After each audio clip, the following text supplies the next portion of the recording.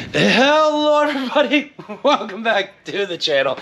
It's the after Christmas vlog. So what does that mean for us? Well, that just means socially, we shut the world back off and we get our asses back to work again. I don't know if I can say ass, it's already like not even 30 seconds in, but here nor there. Well, either this video will get monetizable or it won't be. It's one of those things where I have the option to do it. I might as well do it because I like making this stuff. And everything is a means to an end in some way, shape, or form. But I digress. Here, let's get in. I'm digressing, but let's get into it. So this video is going to be about bench harnesses. And at the end of this, by the end of this, we should have made a bench harness for a B6. Technically, it's for an ME7.5, but the ME7.1 through 0.5 should all use the exact same engine harness. Engine management harness connector, that one right there. And we should be able to do this. At least that's what the internet said. Let me digress down this rabbit hole a little bit and explain to you guys exactly what we're doing, but we haven't even started yet because we're technically starting right now. Sorta, kinda. Anyway, so that's what we're building. We're gonna build that harness because this car has an immobilizer problem. It's a problem that plagues a lot of different manufacturers in different ways. Specifically on the B6, it is giving us grief with communication between key, instrument, ECU. It's kind of a glorified pain in the ass, and it's gonna cost a lot of money and a lot of time to dive down into. When the reality is it's easier for us to just shut the system off, accept the fact that it's broken. In order for me to recode the immobilizer in this, we have to put the ECU into a thing called boot mode. Well, boot mode isn't as easy as you would think it would be. Like, you can't just plug it in and redo some stuff at the OBD2 port, which technically is part of the process, but it's like one step of like a multi-step headache to do. And you know what? It's doable. I've seen the internet do it. I think I can do it better, if only because I'm a little bit more patient and I'm willing to take things out and I understand the macro of this. So, obviously I'm gonna record myself going through the process of doing it, right? We're gonna show you guys how to do it. Hopefully by the time that video gets there, this might be its own little mini series at the time, by the end of it, I don't know. But, yo, Jimmy, hold on, let me turn this TV down here for a second. So getting back to the point here, I need to basically find an engine harness that I'm not using that we can hack up so that we can make this harness so that I can fix this customer's car. Because all we're trying to do is shut the immobilizer system off. I know I've got a harness in one of those bins, but we need to clean some stuff up in the same time of it. So, man, one of those moments I don't want to do something that I need to know I need to do. And I'm not wanting to do oh, whatever, let's do it. Finally figured out what I was thinking about. So the game plan here with all this stuff is to kind of just like sort, clean up, because I have so much random shit in here, and it's like some of it's good, some of it's for race cars, some of it's stuff that I need, some of it's rainy day project stuff, right? Like this. I have 3 ECUs and harnesses in this bin. Thankfully though, one of them is actually a ME7.5, just like what's in that B6 back there. So we have an extra ECU if we really screw up. I highly doubt it though, because I have a locked out APR ECU that is supposedly not jailbroken. It's locked. Like, you can't get into it, it won't do nothing. And per the internet, we should be able to unlock this thing using the boot mode once we get it open. So I'm gonna use that as my test dummy to see if I can do this right with the help of my friend's German Elite Tuning, Brad over there. He's assured me that this is doable. So once again, first time for everything, but I'm not gonna make the first time the customer's car. So I think, oh, I walked right past it. I think I found the harness for us. Where'd it go? Hold on. Oh, we found a mint set of taillights. And put those suckers in there. One thing is sure, we do have some spare parts for this thing. Like, as things break, we've got more spares. But here is the harness I think we're gonna use. This one. It's already been dissected for us, for one, but B, there's a front wheel drive 180 A4 outside that door right there that, yeah, this came off of. It's kind of a weird story, interesting story, but yeah, as long as these plugs hook up and everything matches okay, we're gonna use this one. This will be the perfect one for us. now that we got a plan, we'll be to that. I'm gonna spend some time here real quick. We're gonna do one of these for you guys. YouTube. Ah, there we go. See, I love that YouTube magic stuff. Back to whatever I was doing before. I said I was doing a thing that I wasn't gonna do, but then I had ADHD and did another thing. That makes sense. You know, modern YouTube is on some stuff today. Still gathering a couple more parts. We're gonna go outside here in a moment and we're gonna rob the OBD2 plug off of a car that is essentially our quote unquote scrap car, we'll call it. Parts car. Here, I digress. I'll get into it later. But also, I've noticed while reading through forums and forums and forums, one thing that everyone complains about is like, how do we know if it's on? So I have somewhere over a rainbow, I think. Is that it? Is that it? Yeah. Come on. I have this rat's nest of single LEDs. So what I figure we do is we stick one of these guys in the harness. Come on. Don't spill my coffee. We're gonna put one of these guys in the power side of this thing on each individual power leg so that we can verify that there's power going to those plugs, just as like a visual aid type of thing. Anyway, before we hack this guy all up, we need to get the OBD2 plug because it's got to go in here someplace. So let's go grab that plug real quick and then we'll come back and start hacking this thing up. Oh, I forgot it's snowing outside. Let me bundle up. Hold on. So I have this car, random front wheel drive B5A4, that we have been hacking parts. We've been hacking parts off this thing left and right. Ah, there we go. OBD2 plug. That is what we are here for. That's all we needed. All right, let's go back inside where it's warm.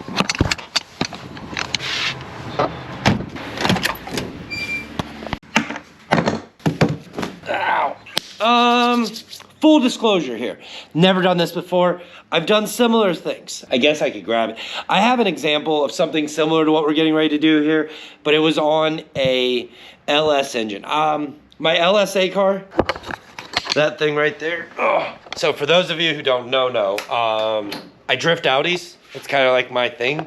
And I decided to do this one day where I shoved an LS engine into an Audi A6. Yeah, it was one of those, I wanted to do it. Everyone else has LS swapped cars. I think it'd be cool to have an LS swap car. And I like to drift. So it was like, well, why not, right? Let's just do the thing. At any rate, I digress because in one of the many totes up here is the original harness that I built for this car, which was a factory LS engine harness. And it was just, and it worked. It was to a factory LS ECU, GM ECU. And then my tuner and I had conversations and we decided to go with a micro squirt. I say all this because essentially with the micro squirt, you have to do everything you need to do unless you order one of the cool kits. And this is not much difficult than like both of those things. This is essentially the exact same thing. By the way, full disclosure, you're gonna never have this harness. What we're getting ready to do is gonna permanently disable a harness. So make sure if you're gonna do this, that you have a harness that you don't care about because you're never gonna get it back again after this.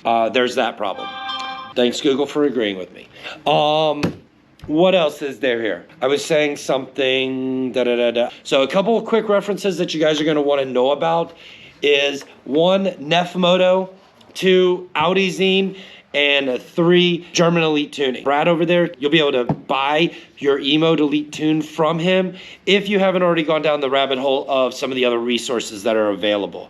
Nefmoto is a great resource for you to learn all of the things about how this thing works, how this stuff works, how these work. These are the newer ones.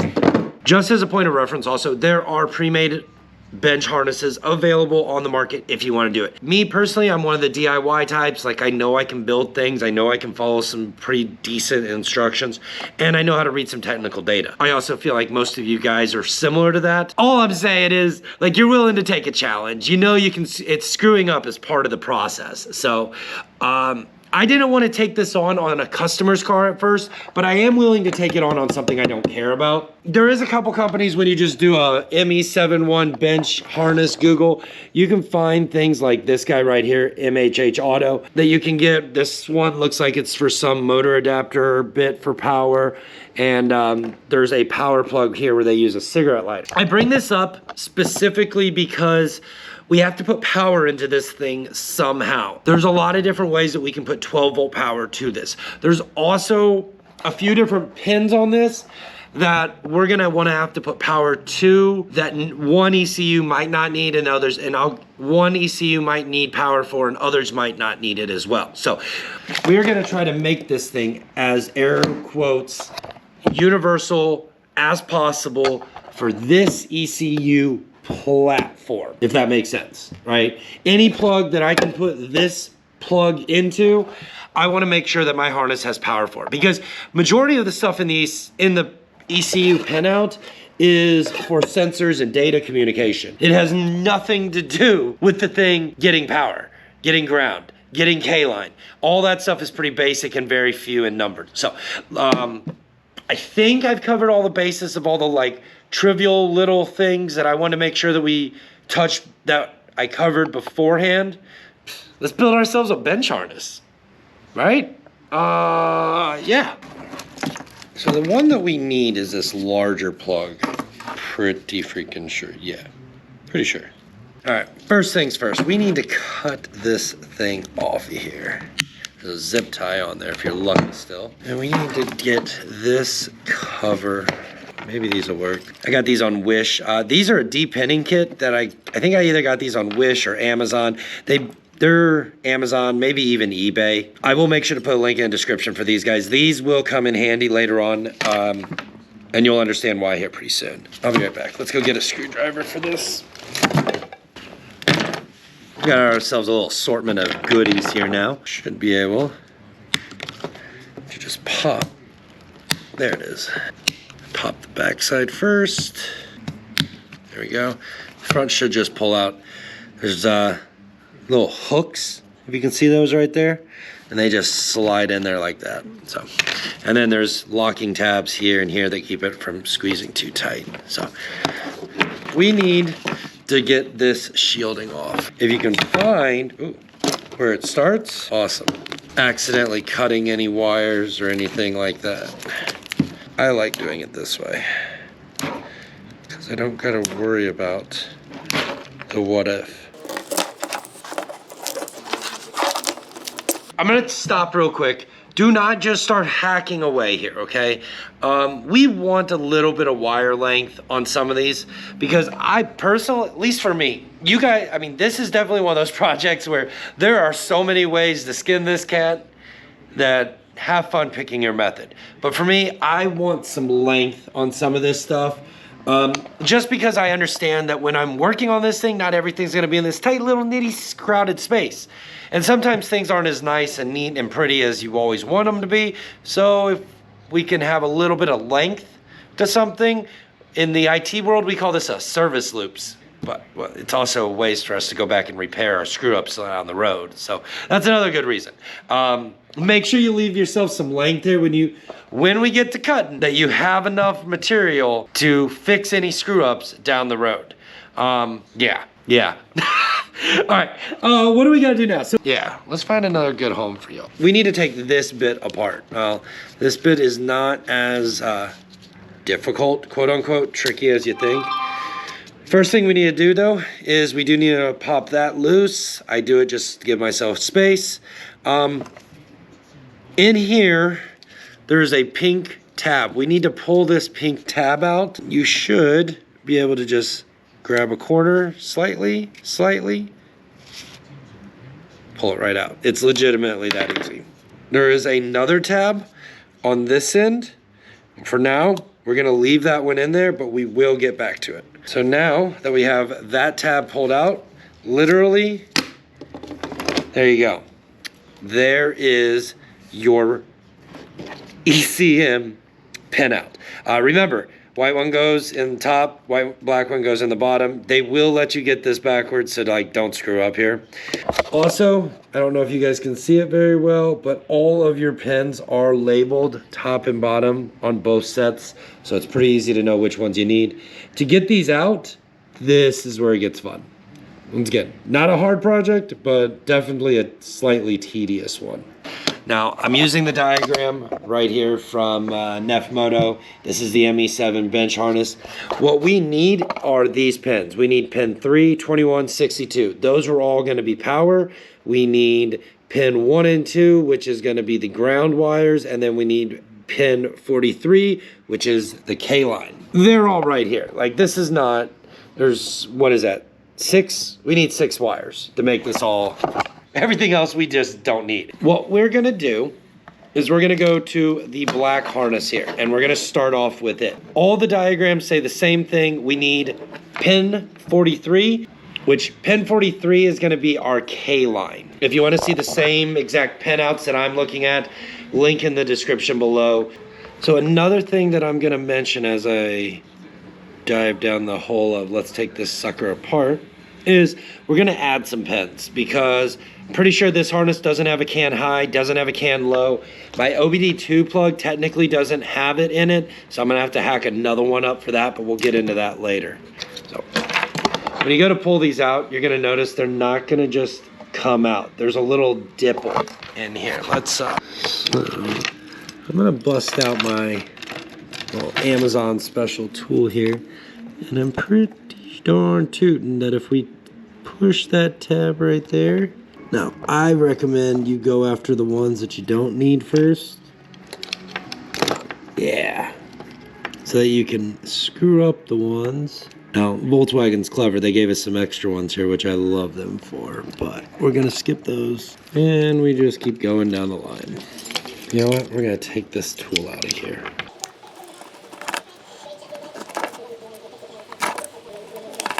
All right, there we go. There is the only 2 pins that we need on the black connector. Everything else has been removed. We moved pin 20 to pin 21 solely so that we could have power there. Now, we're gonna have to pull out some of this other stuff here, and we'll end up cutting back some of this as well, but for now, we are just going to pull out everything around this as best as we can. Now let's focus on the white plug. Now the white one, we need a few extra little tidbits. So in this one, we need 62, 60, and 58 in this one. That is gonna be this one right here. If you look at this thing closely, you can kind of see there's a harness number on there, on both sides actually. This harness also, we're gonna need a couple other things. So I have a different, all right, so according to the Nefmoto page, and this is where we're gonna get into some obscurities here. The Nefmoto page says that we need 62, which should be our power in, right? However, if we jump over here to another site that I found, this is Transpondery. This gives us access, 60 and 58, which are these 2 twisted pair right here, give us access to the can high and can low. Now, this is where I'm gonna add this to my harness because I wanna be able to use this thing on newer vehicles as well that also run can modules, including some body control things if I ever want it in the future, or yeah, just if I ever need it. That's what this comes down to. So in your case, might not be necessary. In my case, I am gonna add it to it. I'm at least gonna have the service length cut out of this harness, so out of the harness here. So, whoa. I'm at least gonna cut that extra out of this harness, just so if I need it ever, I have it. If I don't need it, well, awesome, I didn't use it. But in that case that I do, your boy's got you covered, and I thought about it ahead of time, because my OCD sometimes goes wild like that. Not OCD, sometimes my overthinking goes wild like that, and I'm like, okay, but if. Like, I don't know, if you're a but if person, get down in the comment section and let me know if you're a but if person. And what's the thing that you have to do on a daily that is turned you into a but if type of person. Anyway, let's get this thing depinned. Everything else in here can go bye-bye. So, the trick that I have learned to get these out is, if you look at this pin, I don't know how well you guys can see it, there's this little latch here. And we need to push that latch right there, that little latch right there, down. And in that Amazon kit, there was, if we start at the front of the pin, front of the pigtail plot in bit, you can slide your key from the front to the back using the pointed edge, and slide it right out. Do your next one, same thing, front, make sure you get all the way up there to the top of it, slide it down, boom. It's really not that bad.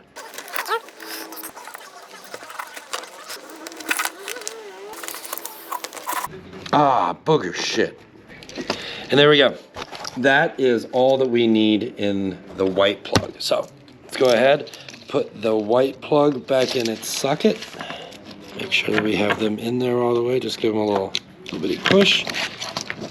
Take your pink locking, purple, pink locking tab. There's a notch in here that tells you the direction. Push that, put it in there.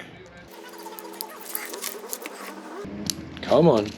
Gotta make sure that your plugs are seated all the way. Otherwise, definitely won't go. Sometimes they don't want to go in the easiest, but they do go. Now we need to address this one right here. Depending on which diagram you're actually looking at, we only need these two wires here. However, if we jump over to the older document from Nefmoto, it says we need both of these lower ones. Both of these are grounds, and that's what we're gonna go on. How do we get these out? Because obviously this is a little bit different than these guys over here, so it is gonna take a little bit different doing. Just like this end, there's a lock on it. On this end, there's also a lock, and it looks like we should be able to pull that center. Yeah, I was right. Okay, so let's pull that thing all the way out of there and just set it off to the side for right now. I'm gonna take a guess that just like most of them, there's probably a lock in the top here. At least that's what I'm gonna gander. There's, just like that. Maybe we just got lucky with that one. And just give it a little extra oompska.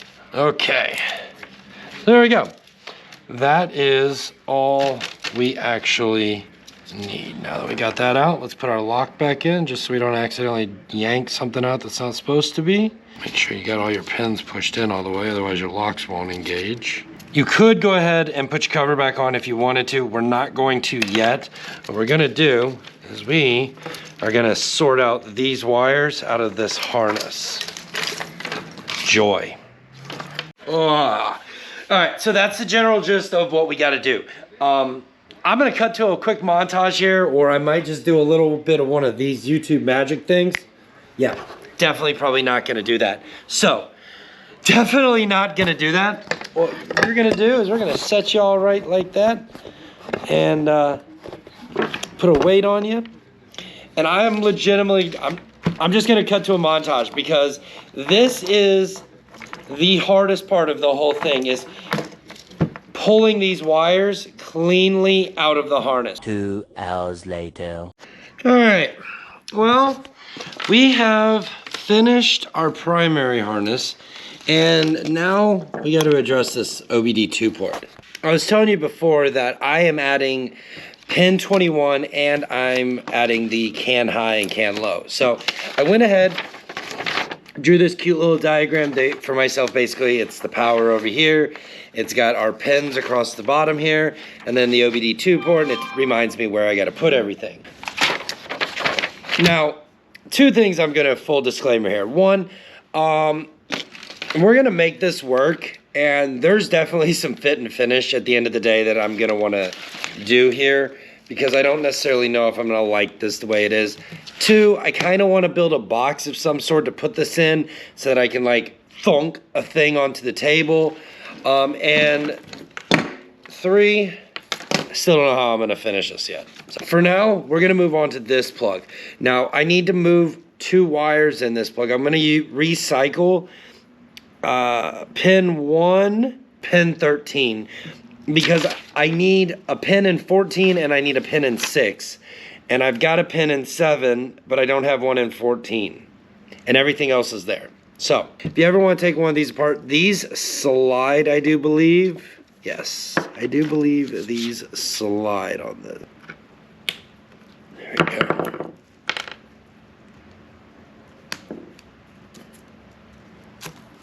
There we go. Easy peasy. And then inside of here, these pins are a little bit different than the rest of them. So if you can see down in there, there's a little tab right there. You just got to pull that tab back and you'll release the lock. It's pretty straightforward. So we are going to move this one. Perfect. And now we have our grounds, which will be these 2 wires. And we have our can high and our can low. And we have our K line and we have our power. Bada bing, bada boom. That back in there. That's modified. And now we can kind of like very crudely start rigging this all together. Alright, so for the time being, I am going to take pin 21 and the can high and low, and I am just going to wrap those up. I'm only going to do this because I'm going to end up taking this all back apart at some point here, probably in the near future.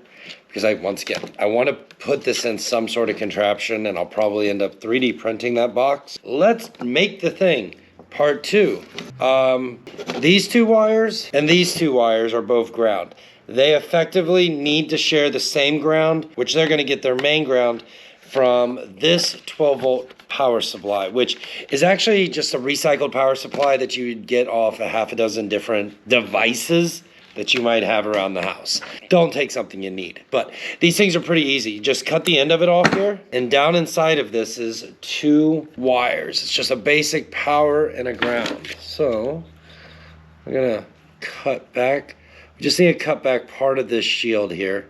Now I wouldn't recommend, you don't have to go like super deep. You can just score the surface mostly, and then you can kind of twist it and you'll start to expose those wires in there like that. And once you get them out a little bit on the other side, I cannot tell you guys how many times I have done this and cut the wires all the way through by accident.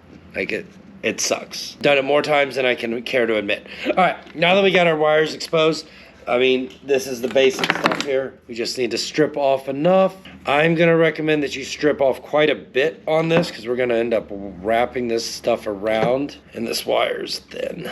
So know that you don't gotta like cut down into it. So, and I am gonna go a little bit extra because I'm gonna like seal some of this stuff up. I am, like I said, I am trying to make it look slightly kind of nice. Like I was saying, I know I'm gonna come back. I know I'm gonna redo this harness at some point. So I'm not trying to go too crazy with it, but we are gonna touch it up just a little bit so things are kind of like organizedly, chaotically put together. All right, so what I'm thinking here, I take this ground and these grounds, and if I do one of these, I solder that connection, and then I cut these off, and I do that same thing over here, should have a pretty good connection, I hope. Right, we're gonna do the same thing with the power wire here. I'm taping both the power and the grounds, the actual power cable, to the plugs that run into the OBD2 port, only so that I can like maybe put a zip tie around here or something. That way, when I plug this whole contraption in, it's like plugged in, it's kind of one cable.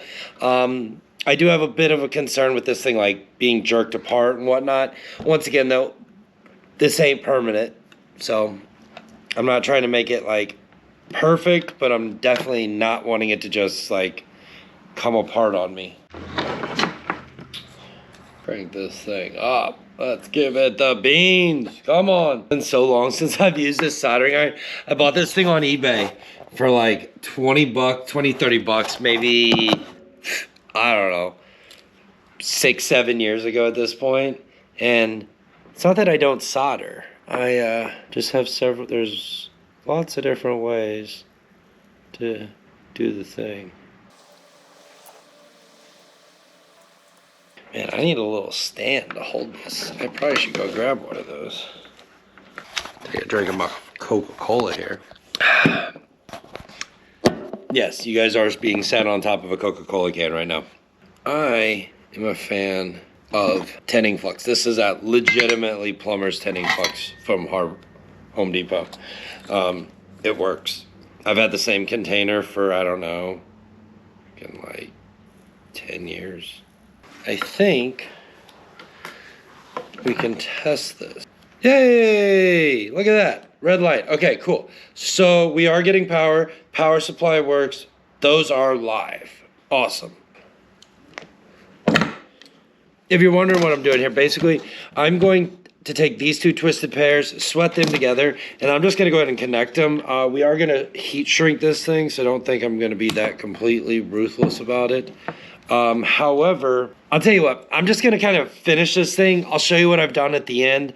The reality here is we need to connect our grounds to our ground in some way, shape, or form. You could do this a lot of different ways. You could be really, really nice with it. You could be, frankly, you could do some nasty Hoosier stuff and it could be functional. Little bit of OCD, as I've mentioned in the past, and it's a developed problem. I like to do things as best I can with what I have and the allotted amount of time the first time. Now I say allotted amount of time because frankly, I know I could probably get really, really clever with this whole thing and know it works. I mean, and like make it look fantastic. But like I said before, I've never done this before for this particular type of DIY, and I kind of want to just like make it work and then do another one and clean it up, or I kind of want to do one and then we'll go and do another one later, and maybe we'll build a kit or something for it. I don't know, but all right, let's put these together here.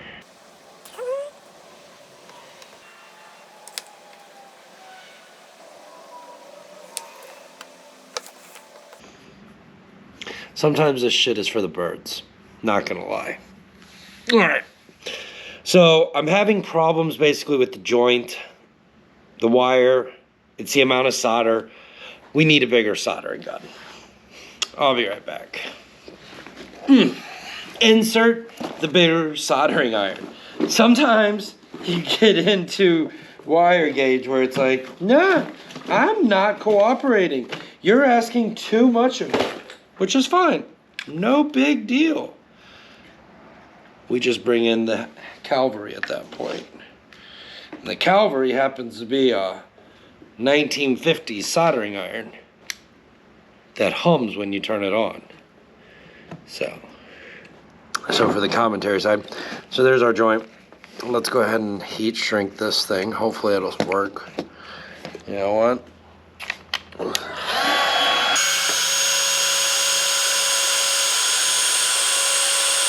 Change of plans. When I was talking to Brad from Get Walk-Ins Tuning, he basically told me he ran everything direct, power to power to power, and just unplugged it all as needed. So that's what we're gonna do. Because I screwed up and I wrapped up that. I'm gonna wire the can, we're gonna wire the K line, and we're just gonna make this a straight pass-through harness. Done deal. I screwed up. It happens sometimes. I don't feel like cutting that off and desoldering it. So we're just gonna put this all together and hope for the best. Sometimes that's all you can do, is hope for the best. So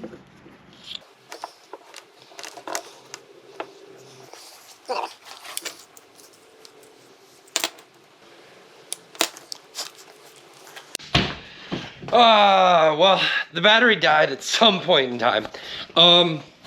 We were soldering up the can high, can low, which that is, if you remember earlier, the twisted pair. Those go to pin, according to the diagram. Where'd it go? 6 is can high, 14 is can low. So 6 is the one right down here, the little black one that I moved over. Now, The wiring code for the OBD2 port should be relatively the same depending on where you get some of your connectors, and year specific also. Like coloring codes kind of change. So in this case, don't worry about color code. Worry about pin location because that's what matters. As long as I'm reading everything right. We're gonna find out here real soon. Actually, I think we're basically done. I wrapped a little bit of this up here. I'm gonna put a little loom on there. But other than that, like, I legitimately think we can test this out. So we should now hook this into power, this into an ECU, and this into our VCDS. And if the VCDS powers up, good. Have an ECU, good. We just try to read it and see if it works. Like, I think that's all we can do at this point. Our LED lights up, so we got power. Hold on, I can get a test light and actually see if we have power at the plug. And now, so fortunately this is a self-grounding test light. I'm not a very good ground. But if I ground myself to the harness, money. All right, this is working. All right, let's go get VCDS and plug this thing in. I think there's no reason this shouldn't work. Confident, yeah. Last step here is to literally test the thing. So let's test it out.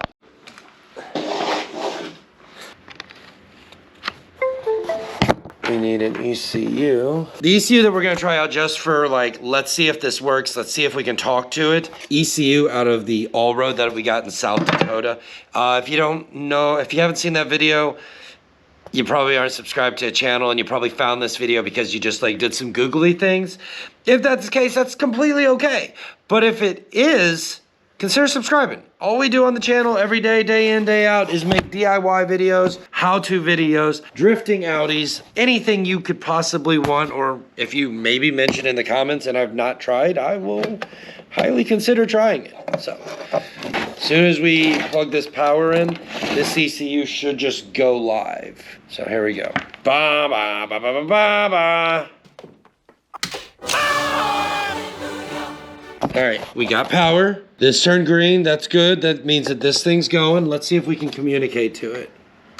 All right, select, engine, initializing, addressing. Oh, it's magic. Haha, you know. Look at all the data faults. Oh yeah. Yay, we did it. All right, it works. So, success. We have successfully built and tested a ME 7.1 bench harness. If you followed this through and through, if you want to go back and you want to put a switch in it like I want to, 100% doable thing. If you want to put this in a box or loom this up nicely, 100%, you can do all of that. This is obviously a perfect example of yes, you can do all those things, but do you have to? No, it does function. Everything just wired direct. Now, that said, if you guys want to see a video about how to put this thing into boot mode, I'm going to do one of those also here in the very near future because I have to do it to a B6S4 over there. Sorry, B6A4, and I've never done it, so we are going to do it to this APR bricked ECU and try to unlock it ourselves. I've got really good reference material from German Elite Tuning, who has done this several times, and he's kind of being like my mentor on this one and giving me all the pro tips as I go to make this thing possible. So, guys, if you enjoyed this video, found value in it, please smash the subscribe button. If you want to see more content just like this is all we do every day. I try to provide as much information as I possibly can to the general collective here. I'm not a know-it-all by any means, but I am one of those type who constantly strive to learn and learn and learn, and I'm self-taught. I didn't go to school for any of this stuff per se. I went to school for network engineering and I started to go to school for psychology, never finished, but I did secure a degree in network engineering and infrastructure and security systems. So electrical stuff on cars is kind of my thing. This, as far as like a job, how difficult it is, honestly, if you can gather the components, maybe like a 6. The hardest thing here is soldering it and depinning things, all of which, once again, you don't have to do. You don't have to depin anything.